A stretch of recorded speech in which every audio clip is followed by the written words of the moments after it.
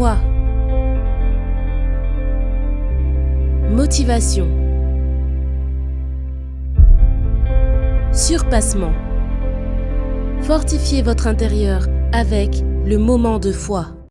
Écrit à l'ange de l'église de Smyrne. Voici ce que dit le premier et le dernier.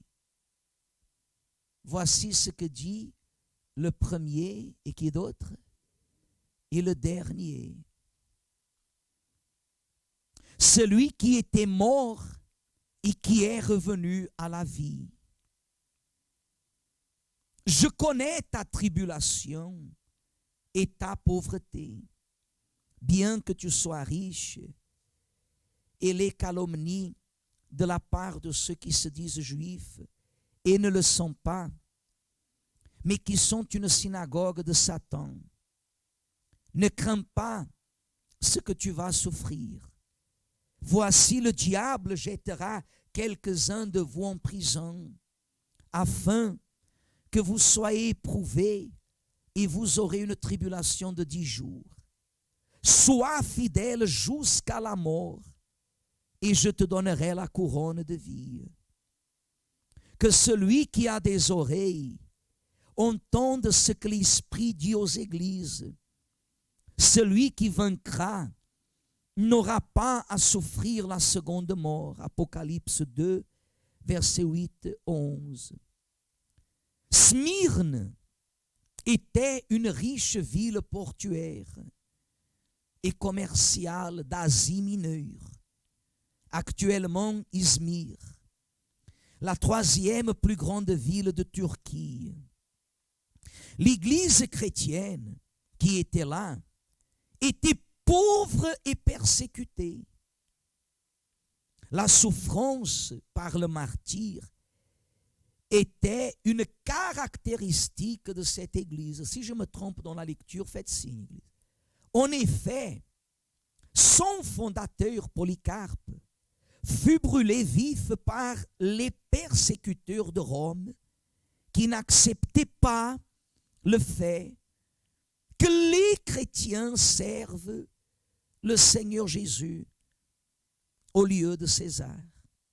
Des millions furent aussi martyrisés après lui. Et lorsque lui furent offertes la vie et la liberté, s'il maudissait le Seigneur Jésus, le vieux Polycarpe répondit: cela fait 86 ans que je sers le Seigneur et il ne m'a pas fait que du bien. Et il ne m'a fait, que du bien. Et il ne m'a fait que du bien. Que du bien. Comment pourrais-je maintenant le maudire? Lui qui est mon Seigneur et quoi d'autre? La persécution contre les chrétiens continua au fil des siècles. Des centaines de milliers de personnes, des millions estiment certains, furent tués en Europe durant la Sainte Inquisition entre le XIIIe et XIVe siècle. La mort, par torture de ceux qui n'adhéraient pas à l'Église de Rome fut officiellement abolie au XIXe siècle. Mais les persécutions contre la foi évangélique continuent de manière sournoise jusqu'à aujourd'hui. Or, tous ceux qui veulent vivre pieusement en Jésus-Christ seront comment? Dit en 2 Timothée chapitre 3 verset 12. Regardez l'histoire qui parle ici de Polycarpe à la fin de la page 40. Lorsque lui furent offertes la vie et la liberté, s'il maudissait le Seigneur, le vieux Polycarpe répondit: cela fait 86 ans que je sers le Seigneur et il ne m'a fait que du bien. Comment pourrais-je maintenant le maudire? Lui qui est mon Seigneur et quoi?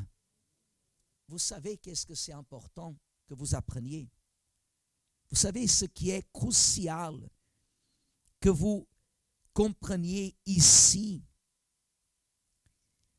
l'importance de la foi individuelle. À l'église, on dit comme ça, non mais l'église est un seul corps, on doit être quoi? Unis, vous devez être unis, on doit être unis où? Où est-ce qu'on doit être unis? Hein? Où est-ce qu'on doit être unis, église? Dans la même foi, on doit être unis ici, sur l'autel, sur la parole qui vient de l'autel. Mais vous ne pouvez pas marcher selon l'idéologie des autres. Le salut, il est individuel. En ce qui concerne notre salut, nous passons tous par des épreuves et nous serons tous persécutés. Persécutés, que je dis, dans la foi. Il dit comme ça, quiconque se propose à véritablement suivre la foi chrétienne doit savoir la chose suivante. Elle menace les pouvoirs de ce monde qui n'acceptent ni ne se soumettent au Seigneur Jésus. C'est pour cette raison que les véritables chrétiens seront toujours persécutés. La tribulation était l'une des principales caractéristiques de l'église de Smyrne, qui était en train d'être criblée par la persécution. Mais sans le vouloir, ces persécuteurs contribuaient à l'augmentation de la qualité de l'œuvre, de la foi et de la fidélité au Seigneur Jésus-Christ des chrétiens de cette ville. Vous êtes un chrétien, un vrai adorateur, si vous passez par le tamis. Le tamis, hein? Si nous passons par le tamis. Si nous passons par le tamis. Amen, Église.